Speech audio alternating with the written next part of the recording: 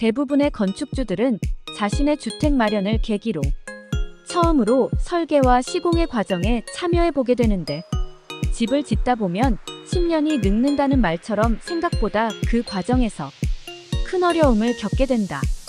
공사 과정에서 발생하는 많은 어려움 중에서도 특히 이웃의 주민들이 제기하는 민원 문제로 힘들어하는 것을 자주 접하게 된다.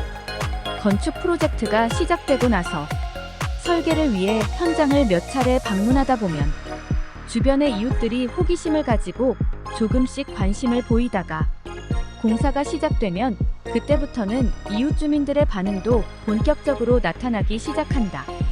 그 이웃들 중에는 이미 집을 지어본 경험이 있거나 주변에 직간접적으로 참여해본 경험을 바탕으로 각기 다양한 방식으로 공사에 대한 조언을 건네거나 공사의 문제점에 대해 훈수를 들려한다.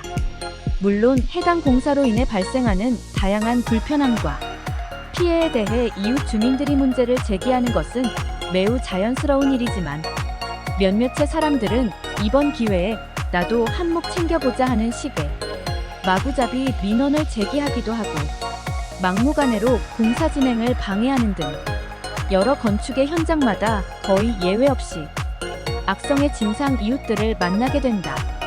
그 이웃들이 제기하는 다양한 민원의 종류를 간단히 소개해보자면, 공사를 시작하면서 인접 대지의 경계를 정하는 과정에서 발생하는 대지 경계에 관련된 민원, 신축 건물로 인해 이웃들의 조망권과 일조권이 침해당했다고 호소하는 민원, 공사로 인해 발생한 소음과 분진으로 인해 피해를 봤다는 민원, 공사 중 충격과 진동으로 인해 이웃의 건물이 균열되고 누수가 발생되었다는 민원, 공사로 인해 자신들의 사생활을 침해받게 되었다는 민원, 공사 차량으로 인해 주민 통행 및 영업을 방해받았다는 민원, 도로를 무한 점용해서 자재를 적재하거나 가시설을 설치한 것에 대한 민원, 공사로 인한 위험 요소 발생으로 여러 안전 조치를 요구하는 민원, 혐오시설 또는 특정한 용도의 신축 건물을 반대하는 민원, 공사 계획의 수정을 요구하는 민원 등등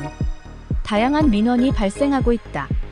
관청에 접수된 민원의 처리 실태를 파악해보면 이웃이 제기한 보상 및 보수에 대해 당사자 간 합의를 유도하기도 하고, 합의가 되지 않으면 민사적 해결 방법을 제시하기도 한다. 원만한 합의가 되지 않으면 공사 기간이 늘어나거나 추가 비용이 발생하기도 하고, 이로 인해 당사자들은 오랜 기간 분쟁을 겪으며 심리적 재정적 스트레스를 경험하게 된다.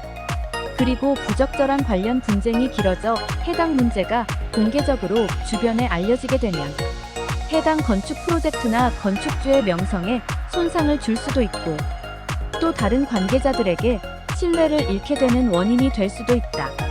이는 건축주에게 재정적인 손실과 비즈니스 기회의 손실을 초래할 수도 있다.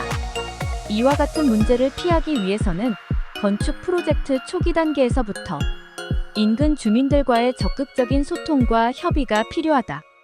예를 들어 공사 계획과 일정을 주민들과 공유하고 주민들의 우려사항을 사전에 미리 파악하여 적절한 조치를 취하는 것이 중요하다. 결국 그러한 과정을 원만히 해결하지 못하면 내 집을 완공하고 입주하는 순간부터 이웃과 원수로 지내야 하는 껄끄러운 상황이 발생할 수도 있다. 집을 짓는 사람도 민원을 제기하는 사람들도 결국은 모두 함께 사이좋게 지내야 하는 공동체 이웃이라는 것을 잊어서는 안 된다.